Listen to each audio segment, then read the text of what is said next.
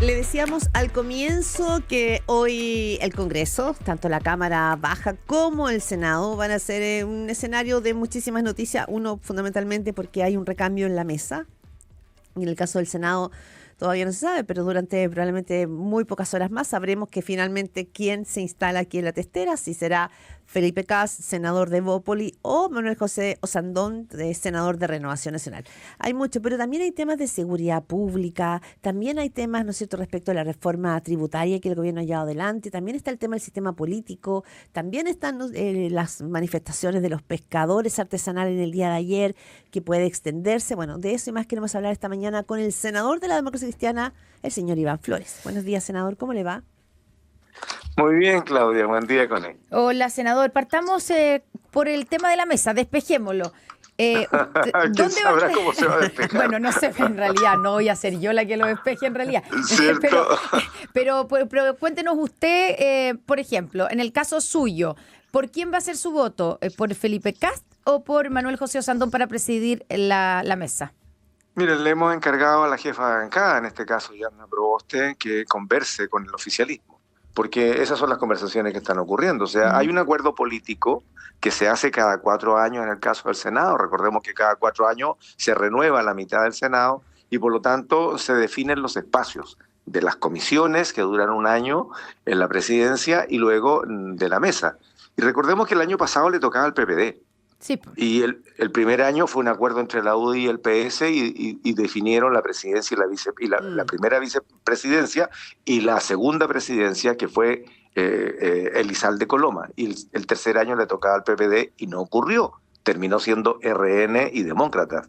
Entonces, este año, por ese mismo acuerdo, le toca a Evópoli y a la UDI. Y en este caso es Felipe Kast y a Iván Moreira. Senador. Como se rompió el acuerdo el año pasado, hoy día puede pasar cualquier cosa, y en ese caso son los movimientos que ustedes acaban de mencionar. Ya, pero usted no tiene, entonces usted va a esperar que Yarna Proboste le indique por quién van. O sea, mire, estamos conversando, porque en esto una cosa puede ser la postura del oficialismo, donde claramente ven que es mucho más llano un trato con Osandón que con Kast. ¿Y por qué? ¿Por qué Manuel José Osandón les acomoda más que Felipe Kast? Yo estoy hablando por lo que se ha mencionado en pasillo respecto de la postura del oficialismo, porque Sandón es más llano, Kast es más duro. Ya, y en el último año de gobierno electoral esa pudiera ser uno de los criterios.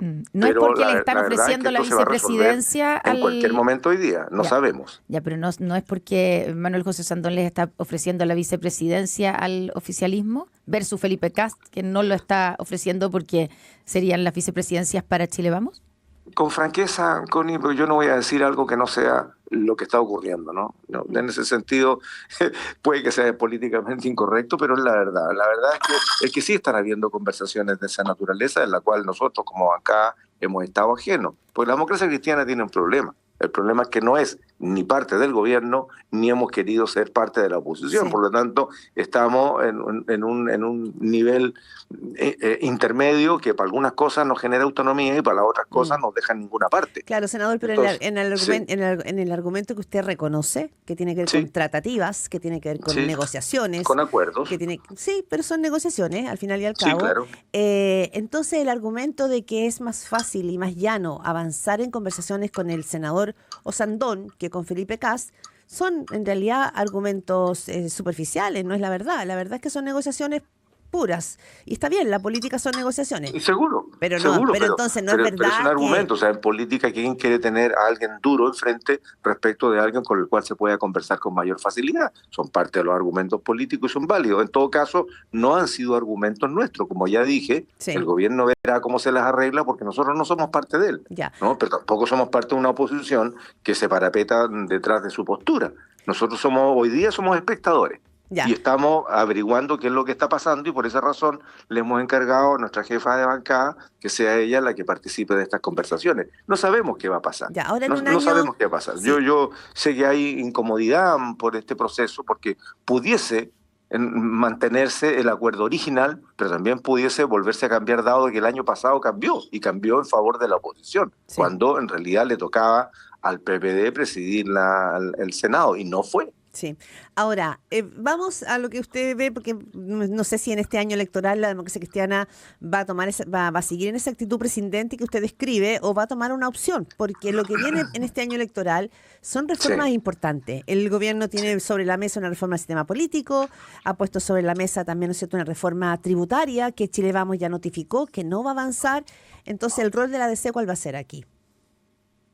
El que creamos que sea mejor para Chile, punto. No vamos a congraciarnos ni con un sector político ni con otro. Estamos definiendo por calidad de proyecto. Esa es la postura que hoy día asumimos, que en realidad debería ser la postura de siempre. Uno podrá ser parte del gobierno o no, o podrá ser oposición o no, pero siempre tiene que estar Chile por delante. Y esto no es una frase cliché, por favor, me la creo completa. Pero la reforma tributaria propuesta por el gobierno, ¿sería buena para Chile en ese concepto que usted señala? Yo creo que no es el momento. La pregunta es, ¿cuándo es un buen momento para una reforma tributaria que a nadie le gusta? O siempre es como, mire, sí, sabemos que es necesaria, pero no es el momento de hacerlo. Eso ha pasado siempre. Yo creo que sí, yo creo que hay que hacer ajustes, ¿no? Yo siempre he pensado que los que tienen más deberían hacer un mayor esfuerzo y pagar más, eso de partida. Pero de pronto pasó lo mismo como inició la reforma previsional. O sea, ya en el gobierno pasado se había logrado un acuerdo de que habiendo un aumento de un 6% con cargo al empleador, debería ser 3% para capitalización individual y 3% para solidaridad. Eso fue un acuerdo transversal. Y sin embargo, cuando llega este gobierno y dice, no, 6% para solidaridad, se parapetó en una postura. Y el otro lado dijo, no, 6% para capitalización. Entonces, se empezaron a transformar en irreconciliables las posturas. Y eso retrasó 2 años, o tal vez, 2 años, la concreción. Finalmente, volvimos a transitar sobre la base de los acuerdos. Entonces, cuando se toman posturas extremas, la verdad es que nada colabora para buscar un necesario y debido acuerdo. Senador, y en este caso pasa lo mismo. Si el gobierno se empecina en aumentar la tasa impositiva y no acceder a lo que hoy día el mundo empresarial, el mundo el mundo de la productividad que está diciendo, mira, bajemos a 25, entonces, bueno, ¿por qué no escuchar? Cuando en realidad lo que necesita el gobierno son 2 cosas: evitar la evasión y la elusión, o sea, lo que pagan impuestos, que lo paguen, independientemente que podamos llegar a un guarismo distinto.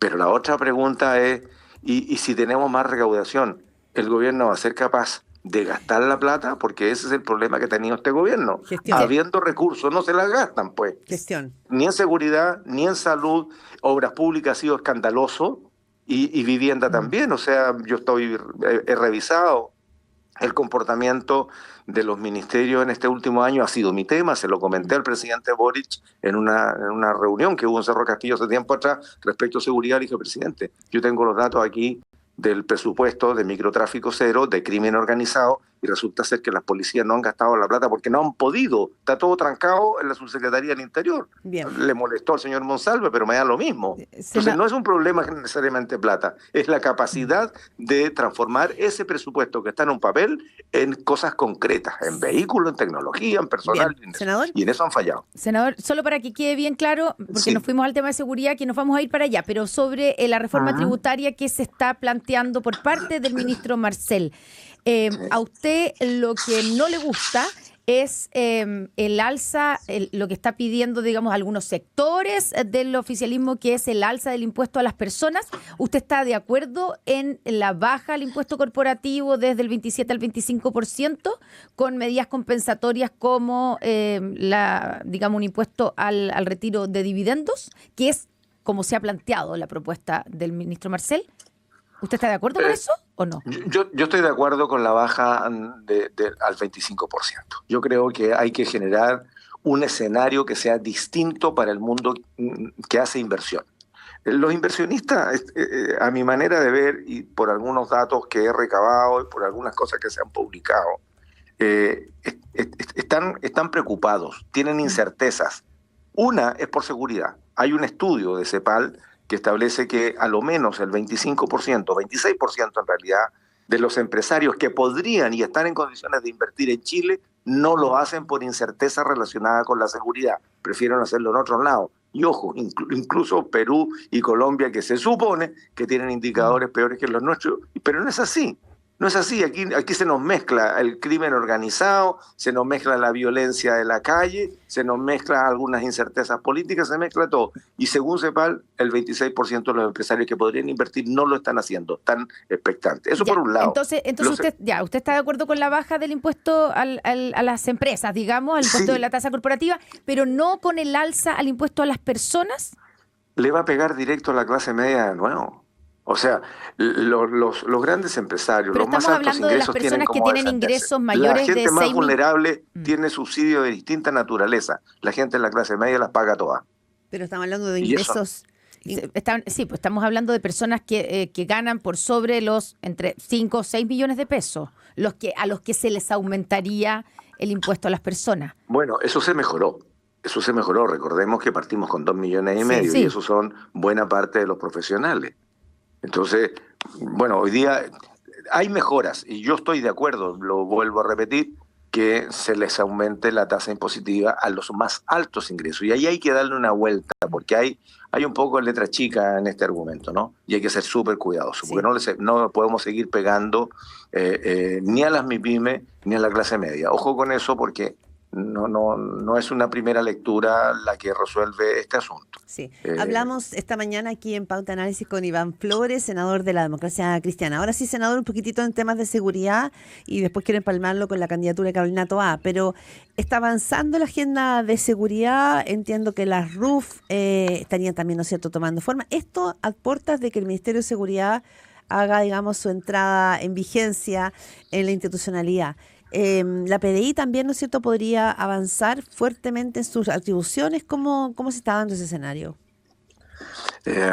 Mira, yo con mucha satisfacción, lo hemos dicho, en el mes de diciembre, la Comisión de Seguridad que presido, despachamos todos los proyectos que teníamos asignados de los Fast Track 2023 y 2024. Quedaron otros proyectos o en la Cámara de Diputados o en otras comisiones. Para ser franco, se avanzó lento con el proyecto de reglas de uso de la fuerza, que junto con Naín Retamal y junto con infraestructura crítica eran 3 proyectos bastante importantes, yo diría más bien clave, para terminar de generar confianza en la ciudadanía y en las policías particularmente. Recordemos que el gobierno en algún momento, cuando se empezó a discutir la ley Naín Retamal, que es moción de iniciativa parlamentaria, dijeron, esta es la ley de gatillo fácil por ningún motivo. Y entonces, ¿qué teníamos en el escenario? Teníamos a carabineros inhibidos, pues, a la PDI bastante inhibido. Pero se logró aprobar finalmente con los votos, pero se logró aprobar y se logró aprobar con los votos también obviamente de la oposición, pero se logró aprobar. Bueno, lo que ocurre es que esa ha sido la labor del Congreso, porque si hubiese dependido del gobierno no habría habido ley Naín Retamal, no habría habido ley que permite cambiar a los asistentes policiales como agentes policiales y un proyecto que incorpora 3.500 nuevos funcionarios a la PDI, y eso ya es ley de la República. O sea, nos ha costado, nos ha costado. Lo importante es el resultado. Sí. Pero nos ha costado convencer al gobierno de que hay algunas cosas que hacer en seguridad que no solamente son urgentes, sino que tienen que además ser contundentes. O sea, la ley Naín Retamal salió a contrapelo de lo que opinaba el gobierno al principio. Sí, no quería. Pero cuando usted habla del gobierno... La ley Naín Retamal, que invierte el peso de la prueba, permite que Carabineros tenga que cumplir con su deber cuando tiene que usar algunas herramientas, como incluso armas letales, que en una condición de última ratio, finalmente tienen que hacerlo, pues si no, ¿para qué la aportan? Senador, ¿para qué el Estado le encarga? Senador Iván Flores, cuando usted habla del gobierno, me imagino que está hablando de la ex ministra del Interior, Carolina Toá, que era la que se sentaba a conversar con ustedes en la mesa de la Comisión de Seguridad, ¿o no? ¿Qué opinión tiene de ella? No solamente la ex ministra, habían varias personas en el gobierno, tanto algunos en la moneda, en distintos sectores. O sea, recordemos que tenemos una ley de inteligencia que partió malita y está terminando su trámite en la Cámara de Diputados con una ley bastante más contundente y mucho más actualizada, ¿no? La ley antiterrorista, recordemos de que ningún gobierno, ninguno, ni Bachelet 2, ni Piñera 2, ni Boric reconocían que habían actos terroristas en Chile, hasta que fue Boric en una gira a la Araucanía, cuando visitó a víctimas y dijo los actos terroristas, y la ministra vocera en ese momento al día siguiente salió a decir el acto terrorista. O sea, reconocían, pero uno solo. Bueno, de ahí para adelante todos decíamos necesitamos una ley antiterrorista que funcione, porque el 2011, el gobierno del presidente Piñera, hubo un equívoco garrafal. la ley se inhabilitó producto de ambigüedades que había que demostrar. Ningún juez iba a correr el riesgo, y por lo tanto los gobiernos sucesivos tampoco quisieron usarla. Entonces, ¿qué pasó con eso? Y lo cito como ejemplo, Connie y Claudia. Entiendo. El gobierno no presentaba el proyecto anunciado y no lo presentaba. Lo hicimos nosotros. El primer proyecto fue mío. El segundo fue de Paulina Odanovich, el tercero fue de Osandón, el cuarto fue del gobierno. Lo refundimos y hoy día tenemos una ley. Entonces el Congreso está activo en esto. Por supuesto, claramente. A pesar de algunas posturas del gobierno que al final aflojan y ven que no somos ni tan malos, ni tan penca, y al final logramos buenos resultados. Pero usted reconoce que el gobierno ha dado un giro en ese sentido y aunque sea convencido por ustedes, lo que sea, finalmente ha promovido la agenda de seguridad, y este ha sido el gobierno efectivamente que más proyectos de ley se han aprobado en temas de seguridad. ¿Usted reconoce eso? ¿Y le reconoce algún mérito en eso a la exministra Carolina Toá, actual precandidata presidencial? Mire, con el gobierno ha sido un pololeo raro y difícil, ¿no? Complicaditos de genio, les costó evitar el cargo al inicio, y hoy día yo creo que hay plena comprensión de los tremendos, gigantescos desafíos que en materia de seguridad el país tiene, porque si no, esta es una aplanadora que nos va a pasar por encima a todos, a Moro y a Cristiano. Y eso el gobierno lo empezó a reconocer, yo diría, hace un año y tanto atrás. Por cierto, también por Carolina Toá, que era una de las personas bastante duras en este sentido. Sin embargo, terminamos trabajando no solamente bien, sino que además de manera colaborativa. Hicieron cambios en algunos cuadros, ¿no? Empezamos a despejarnos y a desplumarnos de algunas posturas ideológicas que en nada colaboraban, porque no todos los que visten uniforme son violadores de los derechos humanos, no son instituciones permanentes del Estado. Pero las dos y eso a algunos les costó. Sí, hoy día yo creo que estamos en una posición completamente distinta, completamente distinta. Hoy día el gobierno no solamente colabora, sino que más bien impulsa proyectos que modifiquen el Código Penal. Fíjate que hicimos la modificación. ¿Me permitiría solo hacerle una Sí, por favor, disculpa. Senador Iván Flores, tanto Constanza Santamaría como yo le hemos preguntado específicamente respecto de su evaluación en torno a Carolina Toá. Terminó bien. Yo creo que Carolina Toá trató de chutearlas, cabecearlas, correr para acá, correr para allá, a veces con algunas dificultades, pero creo que, bueno, ella tiene experiencia política. El carácter a veces yo creo que la rincona un poquito, ¿no? Yo creo que uno tiene que siempre, a toda condición, escuchar y después plantear la postura, no al revés. Y eso yo creo que también logró superarlo, ¿no? Al principio teníamos una relación compleja, esto no es secreto para nadie, ¿no? ¿Sería su candidata? Bueno, si tiene que serlo, será, pues. Ya, pero, porque yo tampoco soy un extraplanetario en materias políticas, o sea, si tiene yo que no serlo, voy a será, apoyar a ninguno de los candidatos de derecha, mucho menos los del extremo, por ningún motivo a Kaiser, ni tampoco a Kass. Ya. ¿Te fijas? O sea, usted es de los que cree que la democracia cristiana es la candidata del oficialismo y de la ADC, va a ser, claramente. Tendremos que conversar cómo nos vamos a manejar, porque nosotros no somos de izquierda dura tampoco. Estamos en la centroizquierda. Y en ese escenario tendrá que seguirse allanando, así como nos fuimos entendiendo en materias de seguridad.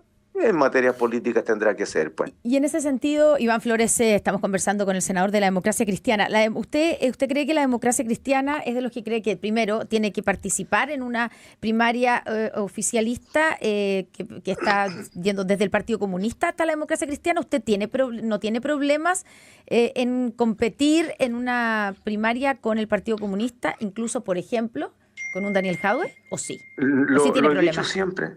Yo creo, y voy a volver seguramente a dar una respuesta políticamente incorrecta desde la democracia cristiana, porque la democracia cristiana tomó una decisión hace 2 semanas en la Junta Nacional. Yo siempre he dicho que el progresismo con la democracia cristiana tienen que caminar unidos. Nosotros no somos ajenos al progresismo, no somos distantes a los grandes cambios estructurales. Ya lo hicimos alguna vez. Pero hoy día tenemos que actualizarnos. No podemos seguir añorando a Frei Montalva porque eso pasó hace 60 años, los tremendos cambios. Pero para pasó usted, 60 años. Sí, pero y para entonces usted... en este caso, y contesto en concreto, yo siempre he sido de la postura, una sola primaria del oficialismo más la ADC, porque de otra manera perdemos la posibilidad que cada vez se aleja más, ¿no?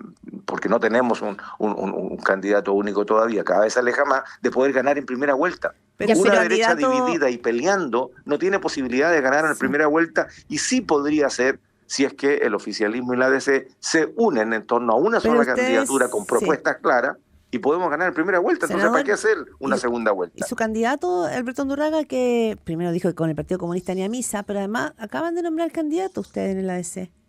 Bueno, esa es una decisión de la Junta Nacional. Mira, las militancias son siempre voluntarias, y los partidos políticos no son un regimiento donde el que habla es el comandante en jefe y los demás se quedan todos callados. En política tenemos la posibilidad, el espacio y además el derecho de decir lo que pensamos, porque si no, entonces mejor vámonos de la política. Y yo pienso, a diferencia de lo que piensa mi presidente Undurraga, que es un error tratar de ir a una primaria a dos bandas, pudiendo ganar en primera vuelta, y segundo, es un error insistir en lo que ya fue un error, de que la democracia cristiana, a fin de reivindicar sus posturas ideológicas puras, se aísla de los demás y va por el camino propio. Miremos la historia reciente, pues, y nos ha ido mal. Dejamos de ser el partido más grande porque perdimos sintonía, pero también hemos ido desde el partido más grande achicándonos producto de errores estratégicos como los que se siguen cometiendo. Entonces, bueno, podrá ser mi partido, podrá ser mi presidente nacional, pero yo opino distinto, pues, y tengo todo el derecho a decirlo. Yo creo que se equivoca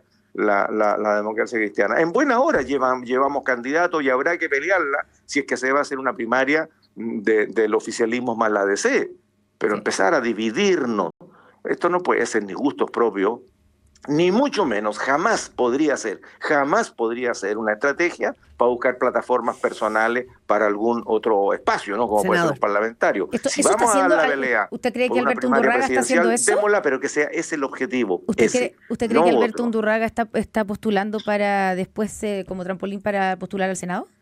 Yo no digo eso, yo lo que digo es que sería inaceptable si así ocurriera, pero yo no estoy diciendo que así sea. Perfecto. Yo lo único que estoy diciendo es que si hay honestidad en esa postulación, bienvenida sea. Pero yo creo que en todo caso, independientemente que tendremos que apoyar su candidatura, porque así deben ser las cosas, porque entonces si no, ¿para qué? Sí. Pero lo que yo digo es que sea una candidatura que apunte derechamente a eso. Donde sí también insisto es que yo creo que la democracia cristiana se equivoca con intentar de hacer primarias separadas. Yo creo que ahí se le están desmontando los socios, pues. Sí. Iván Flores. El Frente Regionalista Verde, el Partido Liberal, ya no están tanto por separado. Sí, el senador Iván Flores, senador de la ADC, muchísimas gracias. Bien díscolo esta mañana, tenemos que cerrar sí o sí, estamos pasados. Muchas gracias por esa honestidad, digamos, sus posturas políticas distintas. Doña Connie me enseñó a hacer díscolo. Me obligó. Sí. Ya, que esté muy bien, muchas gracias. Chao, Claudia. Gracias, buenos días.